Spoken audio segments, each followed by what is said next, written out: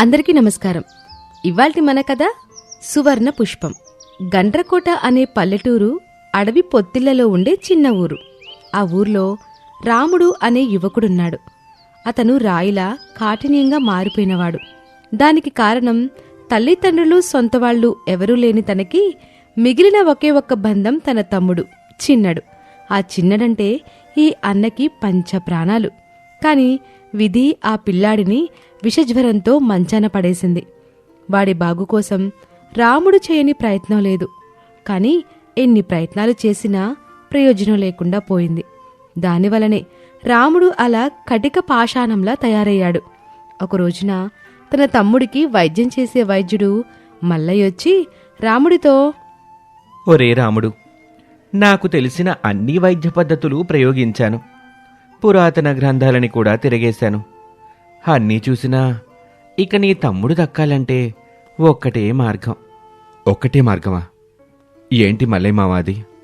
మన ఊరికి తూర్పు దిక్కుగా పోతే వచ్చే ఆ నీలాద్రి కొండమీద ఒక అరుదైన పువ్వు పూస్తుందిరా. దానిని సువర్ణ పుష్పం అంటారు. అది గొప్ప ఔషధ గుణాలు ఉన్న పువ్వు. ఇప్పుడు నీ తమ్ముడున్న స్థితి నుంచి బయటపడాలంటే ఆ సువర్ణ పుష్పం కావాలిరా. సరే మావా, ఆ సువర్ణ పుష్పాన్ని నేను తీసుకొస్తాను. నా తమ్ముణ్ణి నువ్వు బ్రతికించు. ఆగాగు, మరీ అంత తొందరపడకు. నేను చెప్పడం ఇంకా పూర్తి కాలేదు. నువ్వనుకున్నట్టు ఆ సువర్ణ పుష్పం సంపాదించటం అంత తేలికైతే కాదు. అక్కడికి పోయినోడు తిరిగిరాడు. అది మనుష్యుల రక్తం తాగే కొండ. సువర్ణ పుష్పం వైపు అడుగు వేయటం అంటే చావు వైపు వెళ్ళటమే. అయితే అవనీ మావా, నాకు మిగిలింది తమ్ముడొక్కడే. వాణ్ణి కాపాడుకోలేనప్పుడు నేనున్నా లేనట్టే. అందుకే వాడి బాగు కోసం ప్రయత్నం చేసి ప్రాణం పోయినా పర్వాలేదు అని రాముడు తన విల్లు బాణాలు భుజాన వేసుకుని బయలుదేరాడు. సరిగ్గా ఊరి పొలిమేర దగ్గరకు వెళ్లేసరికి ముసలి రూపం, కడుపులో కుటిలత్వం ఉన్న సిద్ధయ్య రాముడికి ఎదురయ్యాడు. ఈ సిద్ధయ్య ఆ ఊర్లో పెద్ద మంత్రగాడని పేరు. కాని అసలు విషయం ఏంటంటే అతనికి ఆ సువర్ణ పుష్పంతో ముసలితనం పోగొట్టుకోవాలని ఎన్నో ఏళ్లుగా ఆశ. ఆ ఆశతోటే అతను బ్రతుకుతున్నాడు. ఒరే అబ్బి, ఆగరా. సువర్ణ పుష్పం కోసం వెళ్తున్నావని విన్నాను. నిజమేనా? అవును తాత అని అనగానే సిద్ధయ్యలో ఎక్కడా లేని సంతోషం వచ్చేసింది. అందుకే రాముడు వెనకాలే తాను వెళ్లాలని ఇలా అన్నాడు. అలా అయితే నా సాయం లేకపోతే ఆ కొండ నీకు దారివ్వదు. అందుకే నేను నీతో వస్తాను, పద. రాముడు వాడి కుతంత్రాన్ని గమనించినా తమ్ముని మీద బెంగతో సరే అన్నాడు. అలా ఇద్దరూ అడవిలోకి అడుగుపెట్టగానే గాలి గుయ్యమని వింతగా వీచడం మొదలైంది. సిద్ధయ్య ఆయాసపడుతూ కుంటుతున్నాడు. ఒరే రాముడు, మెల్లగా నడవరా. అసలే ఇది అపశకునాల అడవి. ఆ పువ్వు దక్కితే ఏమవుతుందో తెలుసా? లోకాన్ని ఏలొచ్చు. నువ్వేమో ఆ పీనుగు వెదవ. నీ తమ్ముడి కోసం దీన్ని వృధా చేస్తున్నావు అనేసరికి రామునికి కోపం వచ్చింది. నోరు ముస్తావా లేదా తాత? నా తమ్ముడు నీకు పీనుగులా కనిపిస్తున్నాడా? వాడు నా ప్రాణం. నీకు ఆ పుష్పం వల్ల వచ్చే ఇంకేదో శక్తి కావాలేమో, కానీ నాకు మాత్రం నా తమ్ముడే కావాలి. అందుకే నీ స్వార్థం నా దగ్గర చూపించకు. మర్యాదగా నువ్వు ఇక్కడే ఆగిపో. లేదంటే ఈ అడవి పులికి నిన్ను మేతగా వేస్తాను అని అన్నాడు. దాంతో ఆ ముసలి సిద్ధయ్య తన తొందరపాటికి నాలుక కరుచుకున్నాడు. కోప్పడకరా మనవడా. నేను నీ సంకల్పాన్ని పరీక్షించటానికే ఇలా మాట్లాడాను. నీ సంకల్పం గట్టిదేలే. అందుకే నా సహాయం లేకుండా నువ్వక్కడికి వెళ్ళలేవు. ఆ సువర్ణ పుష్పం దగ్గరకు వెళ్లే దారి నాకు మాత్రమే తెలుసు అని గట్టిగా అన్నాడు. అంతలో ఒక్కసారిగా నలుగురు వ్యక్తులు చెట్ల మధ్య నుంచి వచ్చారు. ఎవరయ్యా మీరంతా? ఈ అడవిలో మీకేం పని? ఆ మాట మేం మిమ్మల్ని అడగాలి. మీరు ఈ అడవిలోకి ఎందుకొచ్చారు? ఆ సువర్ణ పుష్పం గురించి మీకెలా తెలుసు? మా సంగతికేం కాని సువర్ణ పుష్పం గురించి మీకేం తెలుసయ్యా? కొంపదీసి మీరు దానికోసమే బయలుదేరారా? అవును, ఈ పరగణ జమీందారు గారి నమ్మిన బంటు భైరవుణ్ణి నేను.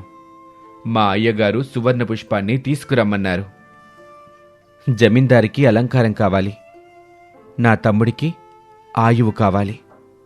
అలంకారం కంటే ఆయువుకే విలువెక్కువయ్యా, దారిస్తారా అని అనటంతో భైరవ పక్కన ఉన్న మరో వ్యక్తి భైరవకు మాత్రమే వినిపించేలాగా ఇలా అన్నాడు. భైరవ, వీళ్లతో గొడవకి దిగటం కన్నా వీళ్ళని అడ్డం పెట్టుకుని మనం ఆ సువర్ణ పుష్పం సాధించటం ఉత్తమం.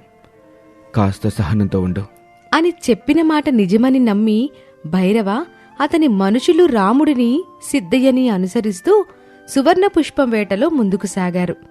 అలా ఆ రాత్రిపూట కూడా వాళ్లు కాగడాల సహాయంతో అడవిలో ఆగకుండా ముందుకి సాగుతూనే ఉన్నారు. కొన్ని గంటల తర్వాత వాళ్లందరూ ఒక పెద్ద నది ఒడ్డుకి చేరుకున్నారు. ఆ నది చాలా భయంకరంగా పొంగి పొర్లుతూ ఉంది. తాత, ఈ నది దాటడానికి నాకొచ్చిన ఈత సరిపోయేటట్టు లేదు. ఈ దారి కాకుండా వేరే దారి లేదా? చూసావా, ఆ దేవుడికి కూడా తెలుసు ఎవరికి ఏది దక్కించాలో.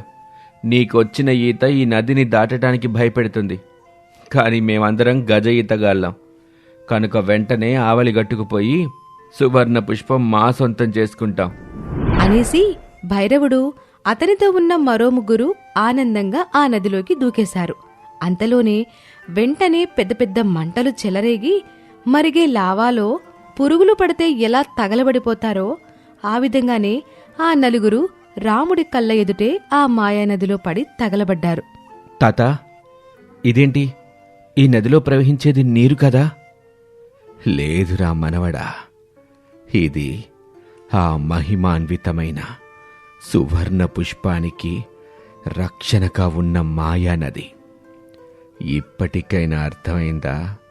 ఆ పుష్పం కేవలం మూలికే కాదు, అది ఒక శక్తి కేంద్రం.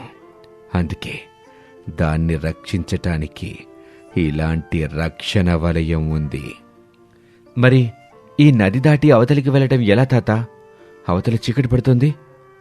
అందుకే కదరా నీ వెనక నేనొస్తున్నాను అని సిద్ధయ్య తన మంత్రజపంతో అతని 2 గుప్పిళ్లలో మాయా భస్మాన్ని సృష్టించాడు.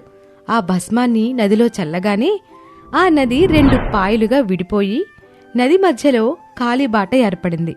ఆ దారిలో రాముడు సిద్ధయ్య అడుగులు వేశారు. అడుగు తీసి అడుగు వేస్తుంటే కింద ఉన్న ఇసుక వేడికి పాదాలు కాలిపోతున్నాయి. పక్కనే గోడల్లా నిలబడిన నీటిపాయల నుండి భయంకరమైన రూపాలు నోళ్లు తెరుస్తూ భయపెడుతూ ఉన్నాయి. అలా రాముడు సిద్ధయ్య వెనుక నడుస్తూ నది దాటగానే ఎదురుగా నీలాద్రి శిఖరం ఆకాశాన్ని తాకుతున్నట్టుగా పొడవుగా కనిపిస్తూ ఉంది. ఆ కొండ చుట్టూ నల్లని మేఘాలు ఆవరించి ఉన్నాయి. ఏరా మనవడా, దారి సుగమమైందనుకుంటున్నావా? అసలైన మాయలు ఇప్పటి నుండే మొదలవుతాయి. ఈ కొండ మీద నీకు నీ వాళ్లే కనిపిస్తారు. నీ భయాలే నీ భ్రాంతులై నిన్ను మింగేస్తాయి. ఏది జరిగినా వెనక్కి మాత్రం చూడకో అని సిద్ధయ్య హెచ్చరిక విన్నాక రాముడు కొండెక్కడం మొదలుపెట్టాడు. సగం దూరం వెళ్లేసరికి వెనక నుండి తన తమ్ముని గొంతు వినిపించింది. అన్నా, అన్నయ్య, కాపాడవా, నాకు ఊపిరి ఆడట్లేదు అని వినిపించింది. అప్పుడు రాముడు తన తమ్ముని మీద ఉన్న ప్రేమ వలన ఒక్క క్షణం ఆగిపోయాడు. పక్కనే ఉన్న పొదల నుంచి చిన్నడు రక్తం కక్కుకుంటూ ఒక భ్రాంతిగా కనిపించాడు. ఒరే మనవడా, చెప్పాను కదా, వెనక్కి తిరిగావో శిలవైపోతావు. అది మాయ. నీ తమ్ముడు ఊళ్ళోనే ఉన్నాడు. రాముడు గుండె నిబ్బరం చేసుకున్నాడు. అలా ఆ కొండపైన రాముడు ముందుకు సాగుతూ ఉన్నాడు. సిద్ధయ్య రాముడి నీడలా వెనకే వస్తూ తన మంత్రదండాన్ని సిద్ధం చేసుకున్నాడు.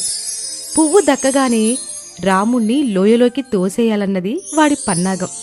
అలా అది రాత్రో పగలో తెలియని నీడల్లో వాళ్ల ప్రయాణం ముందుకు సాగిన తర్వాత అసలైన సూర్యోదయానికి ఇంకా కొద్ది నిమిషాలే ఉంది. శిఖరం కొనన ఒక బలిపీఠం లాంటి బండరాయుంది. దాని మధ్యలో ఒకే ఒక్క మొగ్గ బంగారు వర్ణంలో మెరుస్తూ సూర్యకిరణాల కోసం వేచి చూస్తుంది. అదే సువర్ణ పుష్పం.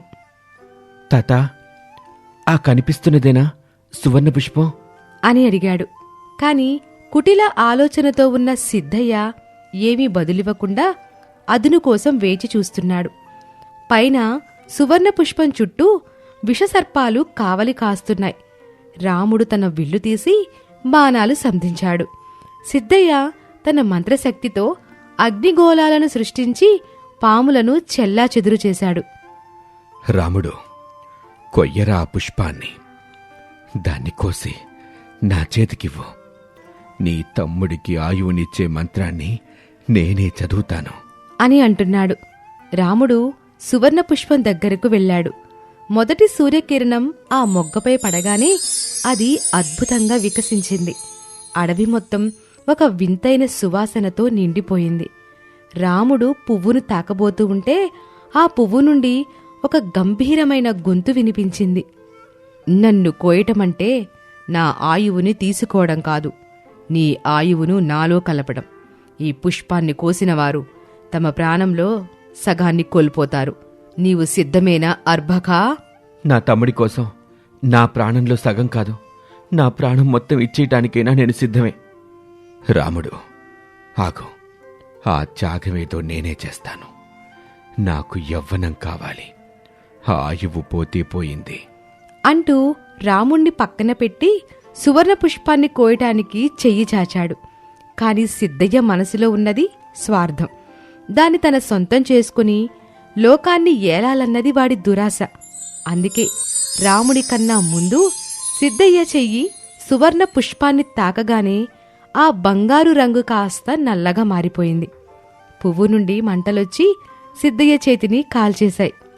అమ్మో, నా చెయ్యి కాలిపోతుంది అంటూ వెనక్కి పడిపోయాడు. వాడు కోరుకున్న యవ్వనం దక్కలేదు సరికదా, ఉన్న ప్రాణం మీదకొచ్చింది.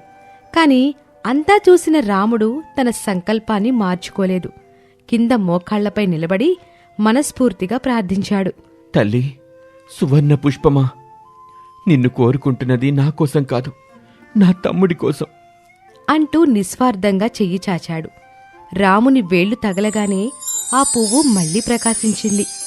ఎంతో మృదువుగా రాముడు చేతికి చిక్కింది. కాని పువ్వు కోయగానే రాముల్లోని సగం శక్తి హరించుకుపోయింది. వాడు నీరసించిపోయాడు. సిద్ధయ్య అప్పటికే భయంతో కొండ కిందకి పారిపోయాడు. రాముడికి ఒక మనిషి సహాయం ఉంటే అతను నిలబడగలడు అనే పరిస్థితి వచ్చేసరికి తాను ఒంటరైపోయాడు. అయినా సరే రాముడు తన చివరి శక్తినంతా కూడగట్టుకుని ఆ పువ్వును పట్టుకుని కష్టపడి 4 అడుగులు ముందుకు వేయగానే అతను అక్కడి నుండి మాయమైపోయాడు. తన ఊర్లో తన ఇంట్లో ప్రత్యక్షమయ్యాడు. అక్కడ అప్పటికే వైద్యుడు మల్లయ్య రాముని తమ్ముడు దగ్గర ఉన్నాడు. మామా, ఇదిగో సువర్ణ పుష్పం, మా చిన్నోణ్ణి బ్రతికించు అంటూ ఆ పువ్వుని అప్పగించాడు. మల్లయ్య ఆ పువ్వు రేకులను పిండి ఆ రసాన్ని చిన్నాడి నోట్లో పోశాడు. మరుక్షణమే చిన్నాడి వంటిపై ఉన్న నలుపు విరిగిపోయింది. పిల్లాడు కళ్ళు తెరిచి అన్నయ్యా అని పిలిచాడు. ఆ పిలుపు వినగానే రాముడిలో మళ్లీ జీవం వచ్చినట్లయింది. నిస్వార్థమైన త్యాగం ఉండడం వలన సువర్ణ పుష్పం రాముని ఆయువుని తీసుకోలేదు సరికదా, అన్నదమ్ములిద్దరినీ కలకాలం వర్ధిల్లేలా దీవించింది. ఇది ఇవాల్టి కథ. మరొక ఆసక్తికరమైన కథతో మళ్ళీ కలుద్దాం. మా కథలు మీకు నచ్చితే మా ఛానల్ని వెంటనే సబ్స్క్రైబ్ చేసి మమ్మల్ని ప్రోత్సహించండి. మరిన్ని మంచి మంచి కథలతో మిమ్మల్ని అలరిస్తాం. మా కథల మీద మీ అభిప్రాయాలు కామెంట్లో పెట్టండి. గంటని తప్పకుండా కొట్టండి.